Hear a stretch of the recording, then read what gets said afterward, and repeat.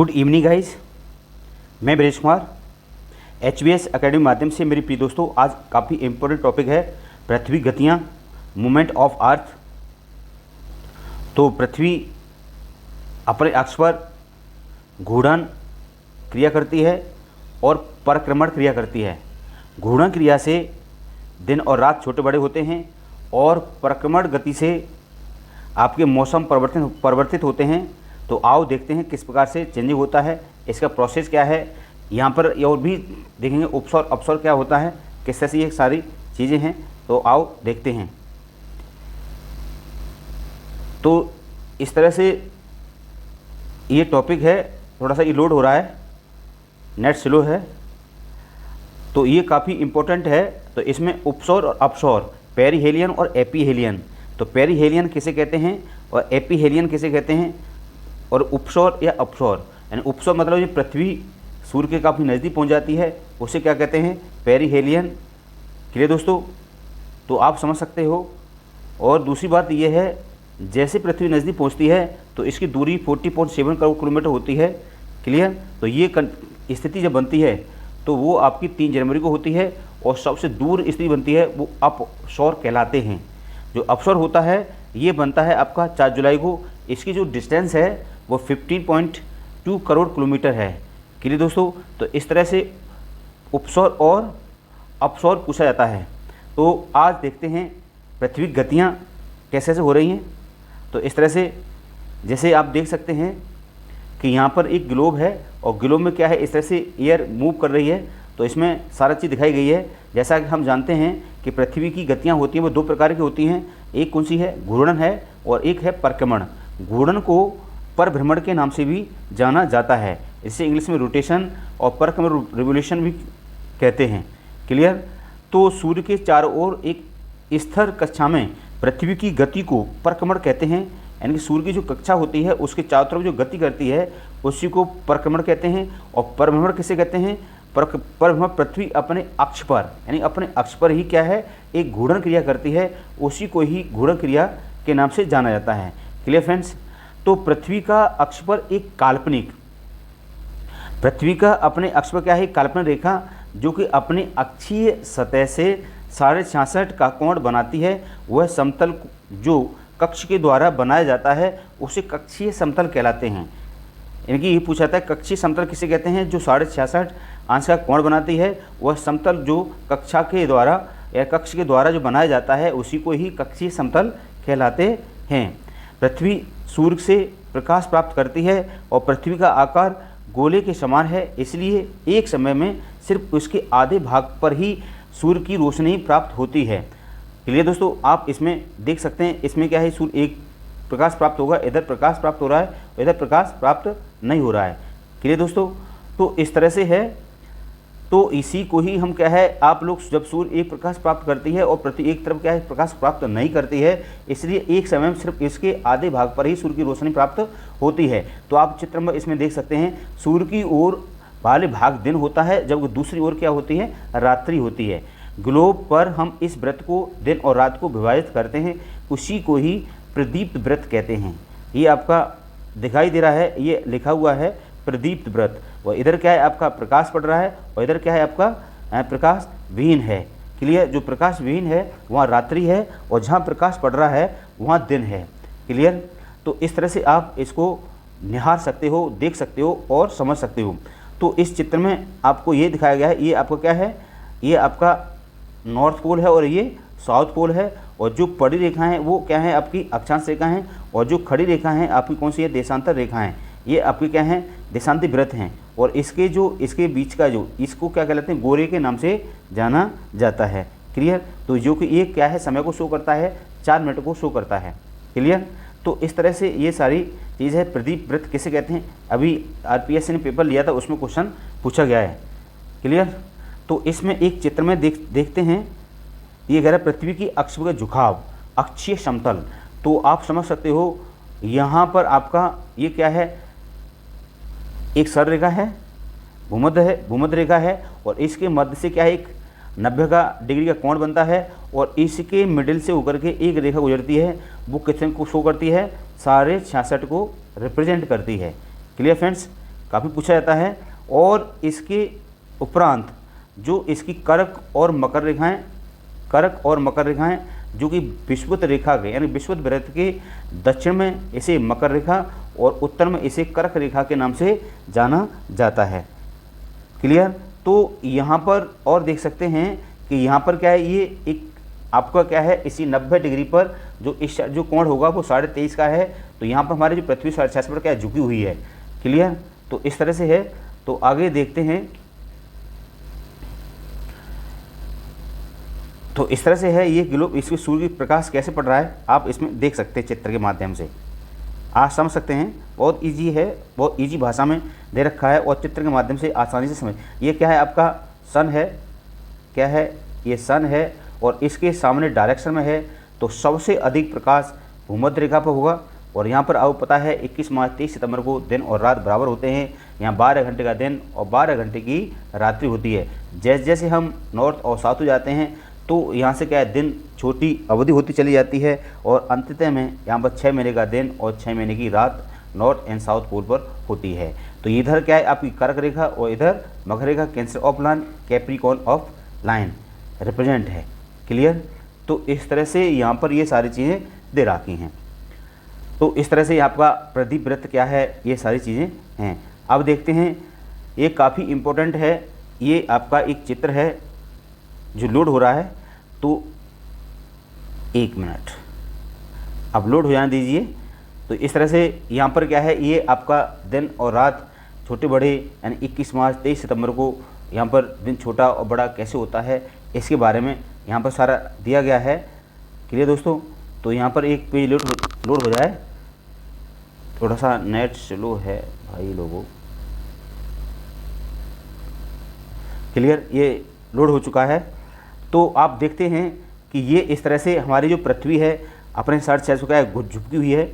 और इस झुकने से यहाँ पर क्या है, इस तरह से हमारे सूर्य के क्या है चारों चक्कर लगाती है और किस में लगाती है, एक दीर्घ वृत्ताकार में एक चक्कर लगाती है। Clear friends. और यहाँ पर देख सकते हैं अगर पृथ्वी घूर्णन नहीं करे तो क्या होगा, तो सूर्य की तरफ जो वाला भाग होगा वो हमेशा दिन होगा और उसके पीछे वाला होगा वहाँ पर क्या होगा, रात्रि होगी और वहाँ गर्मी लगातार पड़ेगी। दूसरा भाग हमेशा अंधेरा रहेगा और पूरे समय ठंडा पड़ेगा। इसी तरह इस अवस्था में जीवन असंभव है, संभव नहीं हो पाएगा। पृथ्वी की दूसरी जो गति है जो सूर्य के चारों ओर कक्षा में होती है उसे क्या कहते हैं, परिक्रमण कहा जाता है। यह पृथ्वी एक वर्ष में यानी कि 365 दिन में अपॉन 4 दिन में क्या सूर्य का एक चक्कर लगाती है। हम लोग एक वर्ष में 365 दिन मानते हैं क्योंकि मोटा मोटी सुविधा के लिए 6 घंटे इससे बाहर कर देते हैं और ये काउंट होते हैं। और 4 साल बाद 6 24 और ये हमारी एक लीप वर्ष होती है और 24 घंटे का क्या एक दिन बन जाता है। तो अब देखा है हमारी जो लीप वर्ष होती है वो 28-29 क्या है डे की होती है। तो आप इसमें देख सकते हैं ये इस तरह से हमारी पृथ्वी मूव कर रही है दीर्घ वृत्ताकार में कार में। जैसे सूर्य है और सूर्य जैसे ही इधर आपकी आती है तो इधर उत्तरी गोलार्ध और इधर दक्षिणी गोलार्ध। और ये समय है आपका 21 जून और उत्तरी अयनात है। कौन सा है, उत्तरी अयनात। तो मैं अभी आपको बता रहा था उपसौर और अपसौर। उपसौर किसे कहते हैं और अपसौर किसे कहते हैं, ये काफ़ी सवाल पूछा जाता है। तो उपसौर कहते हैं जब पृथ्वी सूर्य के काफ़ी नज़दीक पहुंचती है अर्थात 40.7 करोड़ किलोमीटर पास पहुंचती है, उसी को ही उपसौर या पेरीहेलियन के नाम से जाना जाता है। कई बार सवाल पूछा गया है। और ये इसकी जो यहाँ जो पहुँचती है तो उसका आपका जो मंथ होता है वो है 3 जनवरी। और जैसे जैसे आपकी पृथ्वी क्या मूव करते हुए और जब उधर साइड पहुँचती है तो यहाँ पर क्या है अपसौर होता है, एपीहेलियन होता है। और ये समय रहता है आपका 4 जुलाई का और इसे हम एपीहेलियन या अपसौर के नाम से भी जाना जाता है। तो दोस्तों यहाँ आप समझ सकते हो जैसे सूर्य या इधर आपके वर्टिकल होता है तो 22 दिसंबर 22 सितंबर और इधर आएगा आपका 21 मार्च और 22 सितंबर को यहाँ भूमध्य रेखा पर सूर्य क्या है रोशनी लंबक पड़ती है। और 21 मार्च 22 दिसंबर को यहाँ दिन और रात बराबर होते हैं। जैसे हम पहुँचते हैं 22 दिसंबर को तो यहाँ दक्षिणी गोलार्ध में ग्रीष्म ऋतु होता है और उत्तरी गोलार्ध में आपका शीत ऋतु होता है। तो आपको पता है क्रिसमस डे ऑस्ट्रेलिया में कब मनाया जाता है, तो आपका ग्रीष्म काल में मनाया जाता है। आगे आएगा इसका। और इसे दक्षिणी अयनात के नाम से जाना जाता है। तो आप दोस्तों यहाँ देख सकते हैं कि यहाँ पर सारी बात लिखी है। उत्तरी गोलार्ध में ग्रीष्म ऋतु और यहाँ पर दक्षिण गोलार्ध में शीत ऋतु, और आपका समय क्या है 21 जून है। फिर यहाँ आप देख सकते हैं 22 आपका सितंबर, और यहाँ पर है आपका 21 मार्च, और इधर है आपकी कौन सी शरद ऋतु, और इधर है आपकी कौन सी बसंत ऋतु। ये आपका उत्तरी गोलार्ध और ये आपका दक्षिण गोलार्ध। तो इसमें जो दिन की जो अवधि होगी 12 घंटे का दिन और 12 घंटे की रात्रि होगी। अगर इधर देखते हैं तो यहाँ पर क्या है आपको ग्लोब बना करके रिप्रेजेंट किया है। क्लियर दोस्तों, तो ये ग्लोब है, यहाँ पर नॉर्थ को शो कर रहा है और इधर साउथ को रिप्रेजेंट कर रहा है, और ये समय है आपका 22 दिसंबर का। क्लियर फ्रेंड्स, तो आप 22 दिसंबर और 21 जून को याद कर सकते हैं। 21 जून को आपको उत्तरी गोलार्ध में सबसे ज़्यादा गर्मी रहती है और 22 दिसंबर को दक्षिण गोलार्ध में सबसे ज़्यादा गर्मी रहती है। साथ ही आशा करता हूँ समय आ गया होगा। चारों ओर जो प्रत्येक वर्ष चार वर्ष में जो प्रत्येक वर्ष 6 घंटे का जो समय था, अगर इसको इक्वल टू कर दें 4 का, तो आपका 24 घंटे बराबर हो जाते हैं, अर्थात एक दिन प्लस हो जाता है, और ये एक दिन फरवरी के माह में इंक्लूड होता है, और इनको होने से 28 से 29 दिन में कन्वर्ट हो जाता है। इस तरह से 366 दिन होते हैं, उसे लीप वर्ष कहा जाता है। पता लगाते हैं इसमें लीप वर्ष कब होगा। तो स्पष्ट है, चित्र के अनुसार हम देख सकते हैं कि दीर्घवृत्ताकार में यह क्या है, पथ पर क्या सूर्य के चारों ओर चक्कर लगाती है, कौन, पृथ्वी। तो आप समझ सकते हो कि यहाँ पर क्या है, हमारी पृथ्वी अपने अक्ष पर क्या हुई है, झुकी हुई है। तो एक गर्मी का समय है, सर्दी है, बसंत है, ऋतु। तो यहाँ ऋतुओं का डिवाइडेशन होता है। तो आप समझ सकते हो पुराणों में हमारी ऋतुओं का जो वर्ण हुआ था 5 ऋतुओं, जैसे बसंत ऋतु, ग्रीष्म ऋतु, वर्षा ऋतु, शरद ऋतु और शिशिर ऋतु। ठीक है ना। तो इस तरह से सरस हेमंत ऋतु आती है। तो इस तरह से हमारी 5 प्रकार की ऋतुएँ पाई जाती हैं। क्लियर।